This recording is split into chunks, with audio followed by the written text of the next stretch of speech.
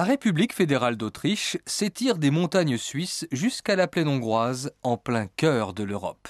Au XIXe siècle, cependant, le prince Metternich situait encore son pays aux portes de l'Orient. Aujourd'hui, les pays de l'Est offrent à Vienne de nouvelles perspectives d'avenir. Mais la capitale demeure avant tout rivée à son passé, à sa légende. L'ex-capitale de l'Empire austro-hongrois se glorifie de trésors d'architecture qui sont la marque de son destin éblouissant. Le centre de Vienne se découvre comme un livre d'histoire où se bousculent les constructions baroques, qu'il s'agisse de fontaines ou de maisons bourgeoises. Vienne est une ville de nostalgie, pleine du souvenir de ses grands hommes. Le plus sulfureux étant le docteur Freud, fondateur de la psychanalyse. Les plus choyés, ces innombrables musiciens, Schubert, Bruckner, Brahms, et la fameuse trilogie Haydn, Beethoven, viennois d'adoption, et l'inégalable Mozart. En prenant la direction du sud et de la frontière hongroise, on aborde la province du Burgenland. Le climat particulièrement doux qui y règne en fait une province à vocation agricole dans le prolongement de la grande plaine de Hongrie.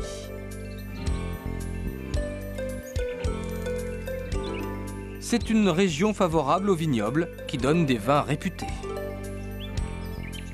Facile d'accès au départ de la capitale, la petite ville de Neusiedl est un lieu d'élection pour les Viennois en week-end. Son lac est le seul lac de steppe d'Europe centrale. Immense, sa surface varie considérablement selon les saisons et peut atteindre 350 km².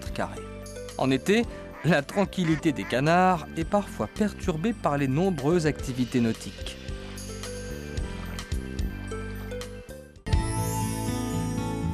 Pour prendre un peu de hauteur sur la Carinthie et le Tyrol oriental, rien n'égale la superbe route du Großglockner, la plus haute d'Autriche. Depuis plus de 2 millénaires, cet itinéraire a vu passer les chasseurs de l'âge du bronze, puis les conquérants des temps modernes.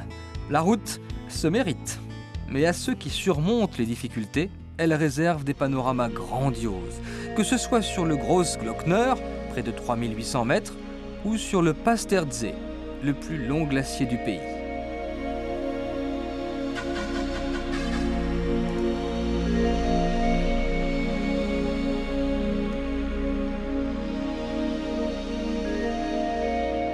Les massifs situés autour du Großglockner sont protégés par leur statut de parc national, ce qui augmente encore leur attrait pour les amateurs de découvertes pures et intenses.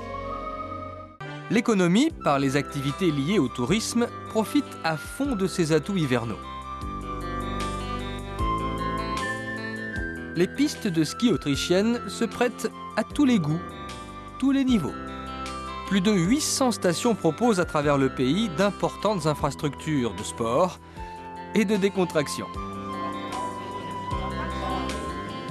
Les sports d'hiver en Autriche sont conçus pour tous les âges, tous les publics et toutes les activités.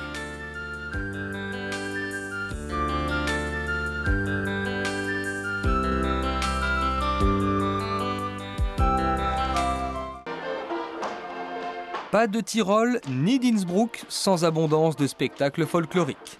Un grand nombre de restaurants les affichent au menu tous les soirs de l'année.